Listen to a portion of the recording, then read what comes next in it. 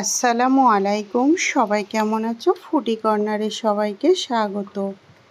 যেসব বাচ্চারা কলা খেতে চায় না বা ডিম খেতে চায় না তাদের জন্য আজকের রেসিপিটা খুবই ইউনিক আর খুবই সুস্বাদু। মাত্র একটা কলা আর একটা ডিম দিয়ে এক প্লেট ভর্তি প্যানকেক বানালাম কিভাবে, সেই রেসিপিটা আজকে তোমাদের সঙ্গে শেয়ার করব। এতটাই সফট আর স্মুথ যা গালে দিলে নিমেষেই এটা মিলিয়ে যাবে। আর বাচ্চারা কিন্তু অবশ্যই এটা খেতে পছন্দ করবে। এটা বড়দের টিফিনে বা বাচ্চাদের টিফিনে যদি দেওয়া যায় তাহলে কিন্তু হেলদি নাস্তা হিসাবে তুমি দিতে পারো। চলে যাব মূল রেসিপি।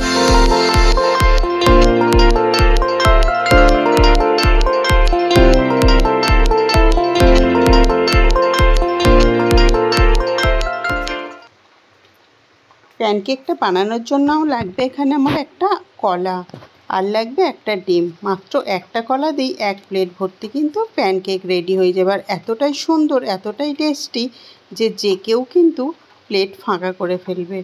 কলাগুলোকে আমি ছুরির সাহায্যে সরু সরু করে কেটে নিলাম। এখানে আমার লাগবে হাফ কাপ চিনি। চিনিটা আমি প্রথমে মিক্সিং জারেতে পাউডার করে নেব, তাহলে কিন্তু কাজটা অনেক ইজি হয়ে যায়। ওই জারের মধ্যেই দিয়ে দিলাম কেটে রাখা কলাগুলোকে, আর দিয়ে দিলাম একটা ডিম। মাত্র একটা ডিম দিলেই প্যানকেকগুলো সুন্দরভাবে রেডি হয়ে যাবে। সমস্ত উপকরণগুলোকে একটা ব্যাটার রেডি করে ফেলবো। ব্যাটারটা রেডি করে অন্য আরেকটা বোলের মধ্যে ঢেলে নিলাম। দিয়ে দিলাম চায়ের কাপ মেপে 1 কাপের মতো গরুর দুধ। গরুর দুধ যদি বাড়িতে না থাকে তাহলে কিন্তু পাউডার দুধকেও জলেতে গুলে দেওয়া যেতে পারে, তাতে টেস্টটা আরও বেশি আসে। নিয়ে নিলাম বেকিং পাউডার। এখানে চা চামচের 4 ভাগের 1 ভাগ দিয়ে দিলাম বেকিং পাউডার, আর দিয়ে দিলাম 1 চিমটি লবণ। আর বেশি কিছু কিন্তু উপকরণ লাগবে না। এবার যেটা লাগবে সেটা হচ্ছে ময়দা। আমি এখানে 1 কাপ ময়দা নিয়ে নিয়েছি, আর ময়দাটা কম কম করে দিয়ে একটা ব্যাটার রেডি করে ফেলবো। এখানে ময়দার জায়গায় কিন্তু সেম প্রসেস ফলো করে আটা দিয়েও বানিয়ে ফেলা যায়। খুব সুন্দর একটা প্যানকেক রেডি হয়ে যাবে। আর প্যানকেকের জন্য ব্যাটারটার থিকনেসটা ঠিক এরকম রাখতে হবে। আর প্যানকেক বানানোর জন্য আমি এখানে একটা প্যানকেক কড়াই নিয়ে নিয়েছি। কড়াইতে সামান্য একটু তেল ব্রাশ করে নিতে হবে। প্রথমে একবার করে নিলেই যথেষ্ট। যেহেতু কড়াইটা নতুন তাই একটু কিন্তু তেল ব্রাশ করে নিলেই ভালো। এখানে কোনো প্রিহিট করার দরকার নেই বা অনেক গরম করারও দরকার নেই। হালকা কড়াটা একটু গরম হয়ে গেলেই দিয়ে দিতে হবে ব্যাটারগুলোকে। আমি এখানে একটা চামচের সাহায্যে ব্যাটারগুলোকে দিয়ে দিলাম, আর সুন্দরভাবে দেওয়ার সাথে সাথেই কিন্তু একটা আকার ধারণ করে নিচ্ছে, কোনো রকম হাত দিতে লাগছে না। আর এটা দিয়ে ওয়েট করতে হবে 1 থেকে 1.5 মিনিটের মতো। আমি এখানে চাপা দিয়ে 1 মিনিট একটু লো ফ্লেমে রেখে ওয়েট করলাম। দেখো ওপরটা কত সুন্দর জালিদার আর কতটা ফুলে গেছে। ওল্টানোর সময় যেহেতু এটা প্রথম প্যানকেক তাই কিন্তু কড়াইতে ওল্টাতে হবে খুব সাবধানে। আর এটা খুবই নরম আর খুবই স্মুথ হয়, তাই কিন্তু সাবধানে এটা ওল্টাতে লাগবে। আস্তে আস্তে করে উল্টে নিতে হবে। সবগুলোকে আস্তে আস্তে এখানে উল্টে নিলাম। আর কাজটা কিন্তু খুব সাবধানের সঙ্গেই করতে হবে। দেখো অপর সাইডটা কিন্তু কত সুন্দর কালার চলে এসেছে। আর উল্টো দিকটাও 30 সেকেন্ডের মতো করলেই কিন্তু হয়ে যাবে। উল্টো দিকটার 1 মিনিটের মতো করার কোনো দরকার নেই।